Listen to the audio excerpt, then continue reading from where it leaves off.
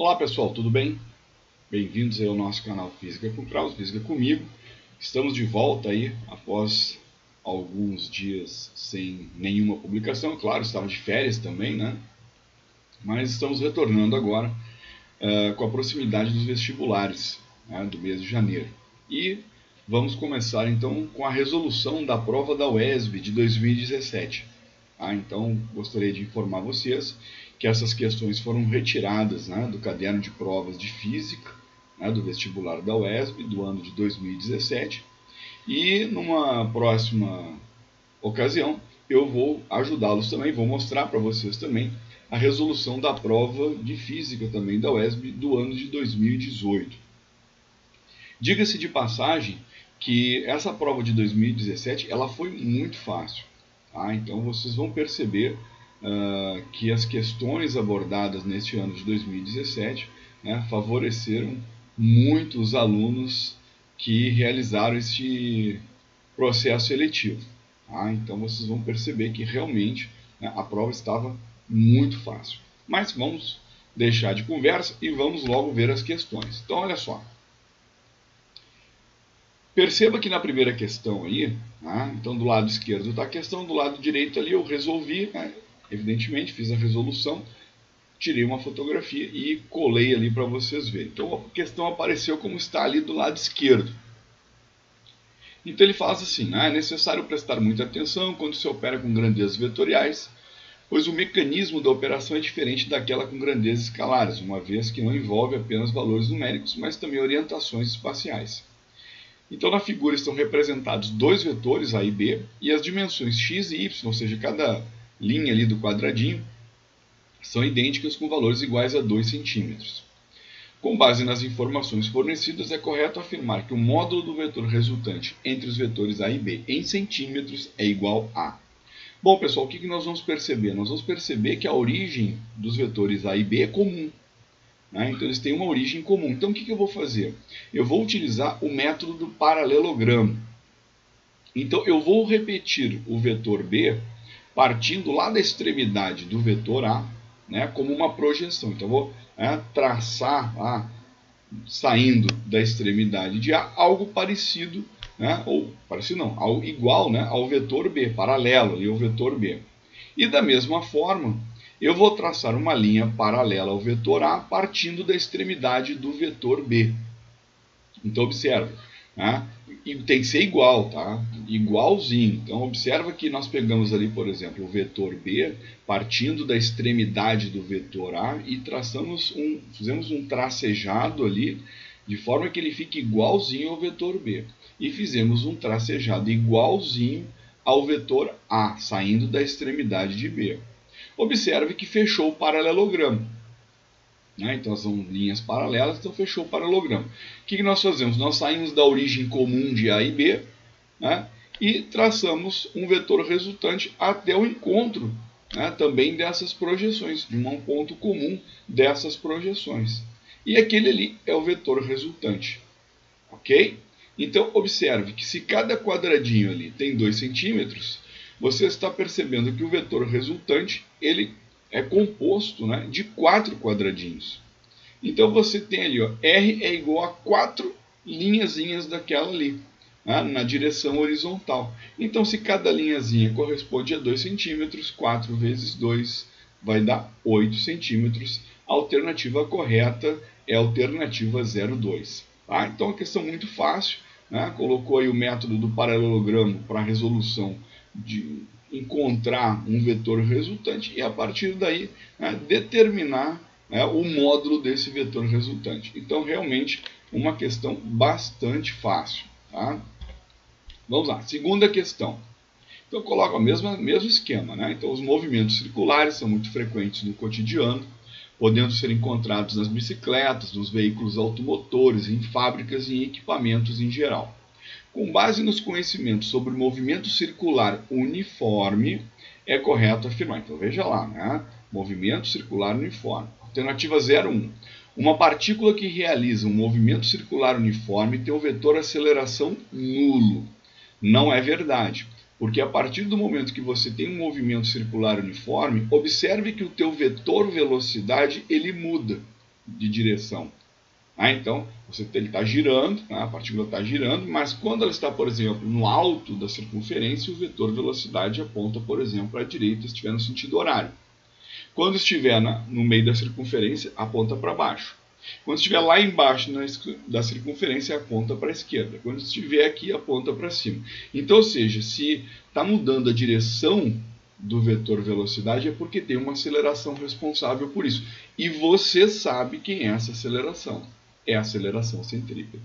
Então, ele não tem um vetor aceleração nulo, porque ele tem uma aceleração centrípeta. Ok? Beleza. Então, essa está falsa. 02. A força centrípeta mantém a partícula em movimento circular, provocando a constante mudança no módulo do vetor velocidade. Não. O módulo do vetor velocidade não muda. Ela está provocando a constante mudança na direção do vetor velocidade. Então ela é falsa por isso.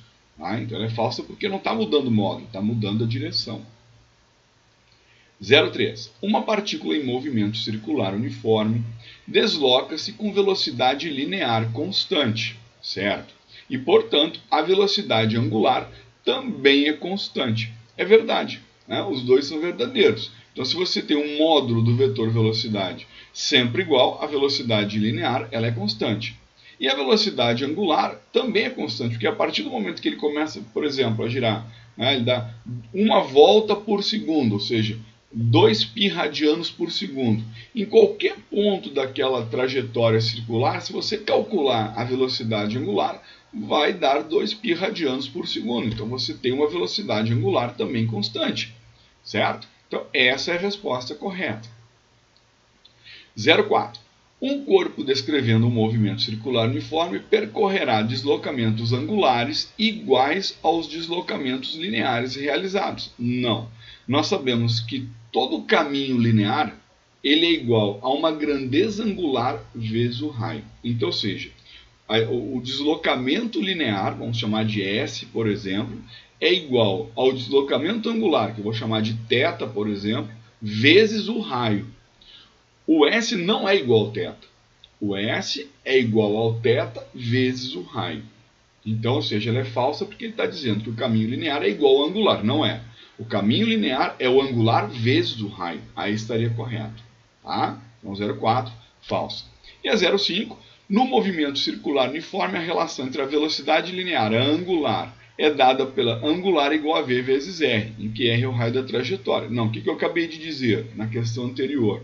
Que toda grandeza linear é a angular vezes o raio. Então, deveria ser como? V é igual a W vezes R, e não W igual a V vezes R. Tá? Lembra disso. Então, se S é igual a θR, V é igual a ômega R e A é igual a gama R, por exemplo. Tá? Então, as grandezas lineares. Comprimento, S, V, velocidade, A, aceleração. São iguais a quem? A, θ, ângulo, ômega, velocidade angular, gama, aceleração angular, vezes o raio. Tá? Então, S é igual a θR, V é igual a ômega R e A é igual a gama R. Ok? Então, a 05 é falsa por isso. Próxima questão. Um corpo de massa igual a 4 kg é abandonado de uma altura igual a 180 metros. Considerando-se desprezível qualquer tipo de forças dissipativas e sendo a aceleração da gravidade igual a 10 metros por segundo ao quadrado, é correto afirmar que a potência média desenvolvida pela força-peso desse corpo até chegar ao solo em quilowatts é igual a... Bom, lembra que potência, né, é energia sobre tempo. Então você tem a massa, tem a altura e tem a gravidade. Energia potencial gravitacional você tem, que é m vezes g vezes h. Falta achar o tempo. Como é que a gente acha o tempo? Fácil. Se você tem a altura, lembra, né? A altura é igual a gt ao quadrado sobre 2. Então a primeira coisa que eu fiz ali, ó, calculei a altura. Ó. H igual a gt ao quadrado sobre 2. Então eu isolei o tempo, então vai ficar 2h sobre g. Então 2 vezes 180 sobre 10. 180 vezes 2, 360, dividido por 10 dá 36, a raiz é 6 segundos. Pronto, então ele levou 6 segundos para chegar ao solo. Qual é a potência desenvolvida? É a energia potencial gravitacional, mgh, ó, massa 4, g né, 10 IH 180 dividido por 6, e isso vai me dar 1.200 watts. Só que ele quer a resposta em kilowatts, então nós dividimos por 1.000, 1.200 dividido por 1.000 vai dar 1,2 kilowatts. Então, resposta alternativa 04. Ok? A questão, né, são questões bem tranquilas, assim, né, não nada assim extraordinário até agora cobrado nessa prova. Próxima questão. Né, então, ele deu ali um sistema de partículas, né, e pediu a soma das coordenadas do centro de massa. Então vamos ver o problema. O movimento de um sistema de corpos rígidos pode ser representado pelo movimento do ponto denominado de centro de massa, estando a massa do conjunto de todos os corpos e todas as forças externas aplicadas nesse ponto. As partículas M1 têm 3 kg, M2 1 kg, M3 4 kg e M4 2 kg. Qual é a soma das coordenadas do centro de massa? Gente, aplicação de fórmula. Muita calma nessa hora, que é só aplicar a fórmula. Como é que você acha a coordenada x do centro de massa? Então, x do centro de massa é 1 sobre a massa total, vezes o somatório de todas as massas do sistema, vezes as suas posições do sistema. Certo? Onde I vai de 1 até 4, né? Já que você tem 4 partículas ali. Então, por exemplo, 1 sobre a massa total. Massa total dá quanto? 3, mais 1, 4, mais 4, 8, mais 2, 10. Então, vai ficar 1 sobre 10, abre um parênteses, vai começar um somatório, né? Vezes o somatório. Então, abre um parênteses e começa. M1. Quanto vale o M1? 3 kg. Qual é a posição do M1 em relação a x? Então vai ficar 3 vezes 2. Como é um somatório, mais M2. Quem é o M2? O M2 vale 1 kg. Qual é a posição dele? Menos 1. Aí bota lá menos 1, depois faz o joguinho de sinal. Mais M3. Está aqui o M3, ó, 4 kg. Qual é a posição? 3. Então vezes 3. Mais M4. Quem é o M4? Está aqui ele, ó, 2 vezes 1. Fecha parênteses. Aí resolve o parênteses, divide por 10, você vai encontrar o x do centro de massa valendo 1,9 centímetros. Então, em relação ao eixo x, o centro de massa está na coordenada 1,9 centímetros. Faça a mesma coisa para o y agora. O y do centro de massa é 1 sobre a massa total, que multiplica pelo somatório, pela soma de todos os y e mi, pode ser ao contrário também, né? mi, y, i, né?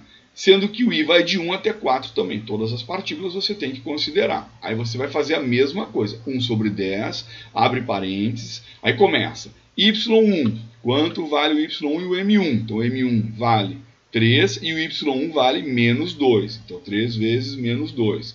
Faz o joguinho de sinal lá. Mais M2, quanto vale o M2? O M2 está lá, ó, vale 1 kg, a posição dele 2, então 1 vezes 2. E assim sucessivamente. Fecha o parênteses, depois resolva esse parênteses, divida por 10 e você vai ter que a coordenada do y do centro de massa vale 0,6 centímetros. Certo? Aí você soma os dois, que é o que ele está pedindo, né? 1,9 mais 0,6. A soma das coordenadas do centro de massa, 2,5 centímetros. Né? Aqui tem centímetros, aqui tem centímetros, então 2,5 centímetros. Resposta alternativa 01. Ok? Então a questão também, né, bastante tranquila. Né? Você precisava saber a fórmula para achar o centro de massa. Sabia a fórmula, resolvia tranquilamente, fazendo com toda a calma do mundo. Próxima questão, vamos lá. A máquina térmica é um dispositivo capaz de converter calor em trabalho e é constituída por 2 reservatórios a temperaturas distintas. Então, uma questãozinha de termodinâmica agora. Com relação às máquinas térmicas e à segunda lei da termodinâmica, é correto afirmar. Vamos lá, 01. As máquinas térmicas de Carnot são utilizadas para converter energia mecânica totalmente em trabalho. Você sabe que isso não é verdade. Nenhuma máquina térmica consegue transformar integralmente todo o calor que elas recebem em trabalho. Então, sem chance, né? 02. Uma máquina térmica tem maior eficiência quando transforma menos calor em trabalho, rejeitando assim mais calor para a fonte fria. Claro que não. Se ela vai ter mais eficiência, ela tem que aproveitar o calor sendo transformado em trabalho, né? E não menos calor em trabalho. Então, fora de cogitação. Uma máquina térmica que realiza um trabalho de 20 kJ quando lhe é fornecida uma quantidade de calor igual a 25 kJ apresenta um rendimento de 78%. Gente, como é que você calcula a eficiência? Eficiência é tudo aquilo que você aproveita por tudo aquilo que foi fornecido. Se tudo aquilo que você aproveitou vale 20 kJ e tudo aquilo que foi fornecido a você vale 25 kJ, se você dividir 20 por 25, não vai dar 0,78. Tá? Você já sabe isso, de cabeça você já sabe. Dividir 20 por 25 não vai dar 0,78. Você depois multiplica por 100, né, para dar a resposta em %. Tá? Lembra disso. Tá? Então você tem tudo aquilo que você aproveita por tudo aquilo que você recebe, vai dar um número 0, né, no caso da eficiência da máquina térmica, aí você pega esse número e multiplica por 100 para que a resposta seja dada na forma percentual. Então 20 por 25, fora de cogitação, não vai dar 0,78, tá bom? Uma máquina térmica operando entre duas temperaturas fixas e distintas pode ter um rendimento maior do que a máquina ideal de Carnot, se estiver operando entre essas mesmas temperaturas. Também não, você sabe isso lá da segunda lei da termodinâmica, né? Nenhuma máquina térmica operando em ciclos pode ter um rendimento maior ou igual ao rendimento de Carnot. Então, essa é a lei. Tá? Então, se ela não pode ter um rendimento maior do que a máquina de Carnot, nenhuma máquina térmica pode, nem igual. Então, imagina maior. Tá? Então, a alternativa 04 também está errada.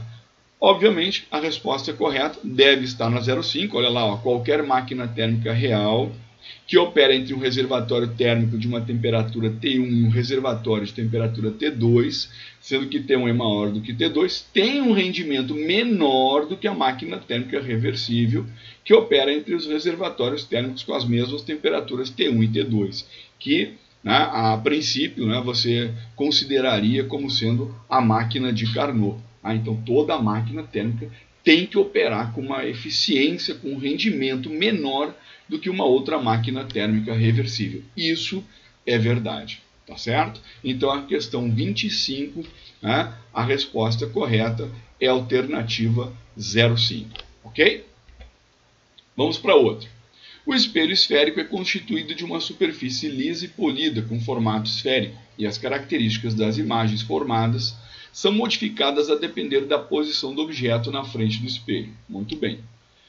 Considerando-se um objeto de 5,6 cm de altura colocado a uma distância de 70 cm de um espelho, produzindo uma imagem real de 2,24 cm de altura, o raio de curvatura do espelho em centímetros é igual a... Bom, pessoal, antes de qualquer coisa, qual é o espelho que te dá uma imagem real? Então você já sabe, é o espelho côncavo. Então nós estamos tratando aí de um exercício na qual um objeto foi colocado à frente de um espelho côncavo. Aqui, espelho côncavo. Essa é a superfície refletora do espelho côncavo. Tá? O objeto foi colocado a uma determinada distância e a imagem apareceu real. Se ela é real, ela é invertida. Lembra disso, toda imagem real é sempre invertida. Tá bom? Bom, como eu tenho, né, as dimensões do objeto da imagem e eu tenho o P, então eu vou utilizar aqui duas formulazinhas. Ó. Vou pegar o aumento linear transversal, que é I sobre O, e vou pegar esse aumento linear transversal, que é F sobre F menos P. Então vamos lá. I sobre O. O I vale 2,24 e o O vale 5,6. Então, menos 2,24, lembra, aquele menos é você que tem que colocar.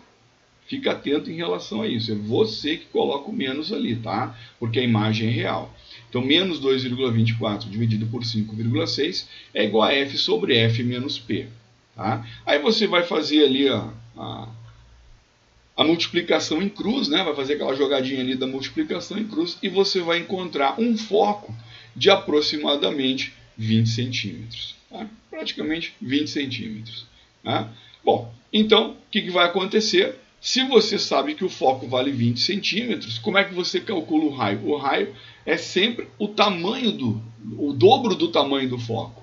Né? Se o raio é sempre o dobro do tamanho do foco, o raio vai ser 2 vezes 20, então o raio vai ser de 40 centímetros. Uma outra coisa, né, se tiver tempo para entender isso, né, depois de dar uma estudada, o que você pode ter confirmado realmente que o espelho é côncavo, né? Porque o foco deu um número positivo. Tá? Se o foco tivesse dado um valor negativo, você fez os cálculos ali corretamente, e o foco dá um valor negativo, opa, então tem alguma coisa errada aí. Porque o espelho côncavo só tem foco positivo. Se o foco der negativo, o espelho é convexo. Tá certo? Então, resposta aí, alternativa 01. Ok? Última questão, olha só como a prova da UES foi tranquila, né? Já na última questão agora, né, ele colocou ali 3 cargas pontiformes, Q1, Q2 e Q3, respectivamente iguais a 2 microcoulombs, menos 3 microcoulombs e 4 microcoulombs, dispostas nos vértices de um triângulo retângulo. Considerando ali que a constante eletrostática é 9 vezes 10 a 9, Newton metro quadrado por coulomb quadrado, e as distâncias A e B, respectivamente iguais a 5 cm e 4 cm e 3 cm, tu já sabe, então, que se o cateto vale... se a hipotenusa vale 5 e um cateto vale 3, obviamente o outro vale 4. Então, tu já sabe disso, né? Tu aprendeu isso lá no 9º ano, talvez até antes. Né? Então, é correto afirmar que o valor aproximado da intensidade da força resultante sobre a carga Q3 é igual a quanto? Bom, então vamos lá. Ele quer saber quanto vale a força resultante sobre a carga Q3. Então, você tem a carga Q1, né? Puxando a carga Q1 e Q3. Não, a carga Q1 empurrando a carga Q3, né, porque a carga Q3 é de 4 microcoulombs, então para baixo ela vai empurrar a carga Q3 para baixo, e a carga Q2, que é negativa, puxando a carga Q3, porque a Q2 é negativa. Então ela vai estar atraindo a Q3 para a direita. Então nós temos um vetor força para baixo e um vetor força para a direita. Aí nós vamos calcular esses vetores força. Então você faz a continha lá, força que 1 exerce em 3. Então K, Q1, Q2 sobre D ao quadrado. Lembra da lei de Coulomb, né? K, Q1, Q2 sobre D ao quadrado. Então o que vai acontecer? Então o K 9 vezes 10 a 9, o Q1 é 2 vezes 10 a menos 6, lembra que micro é 10 a menos 6, né? O Q3 vale 4 vezes 10 a menos 3, e o 4 vezes 10 a menos 2, né? Eu passei o centímetro para metro, então ficou 4 vezes 10 a menos 2 ao quadrado. Então você faz essa continha aí honestamente, essa força vai dar 45 newtons. Depois faz a força com que 2 atrai a 3. Então você vai fazer a continha lá, né? De novo mesma coisa, K, Q1, Q2 sobre D ao quadrado. Então 9 vezes 10 a 9, vezes 3 vezes 10 a menos 6, vezes 4 vezes 10 a menos 6, sobre 3 vezes 10 a menos 2 ao quadrado. Peguei os 3 centímetros também, passei para metros e elevei ao quadrado. Observe que a gente não precisa colocar o sinal na fórmula. Tá? Não se coloca. As cargas na lei de Coulomb, elas são dadas em módulo. Então você está querendo saber somente a intensidade da força. Então a gente trabalha em módulo. Tá? Por isso que eu não botei ali menos 3. Eu coloquei 3 vezes 10 a menos 6. Tá bom? E aí encontramos uma força ali de 120 newtons. Bom, se você tem uma força para a direita de 120 e uma força para baixo de 45, né, pelo teorema de Pitágoras você tira a força resultante. Então, a força resultante, raiz quadrada, 120 ao quadrado, mais 45 ao quadrado. E aí você faz a continha ali, aquilo ali vai dar algo próximo de 130 newtons. 130 newtons, ele quer a resposta em kilonewtons, então isso vai me dar aproximadamente 0,13 kilonewtons. Tá? Então, alternativa 0,2. 0,13 é a alternativa 0,2. E é isso aí. Tá? Então, essa foi a prova da UESB, né? Então foram retirados do caderno de provas do processo seletivo do ano de 2017, uma prova tranquila, né? E eu espero aí que vocês tenham gostado, né, da forma com que a gente solucionou as questões da prova, né? E em breve nós vamos estar também mostrando para vocês aqui a resolução das questões do ano de 2018, tá bom? É isso aí, pessoal, valeu, né? Obrigado, bom estudo para vocês. Um bom vestibular, né? Continuem aí trabalhando, que o sucesso ele vem, ele chega porque você está se preparando para isso, ok? Muito obrigado e até mais ver, se Deus quiser. Valeu!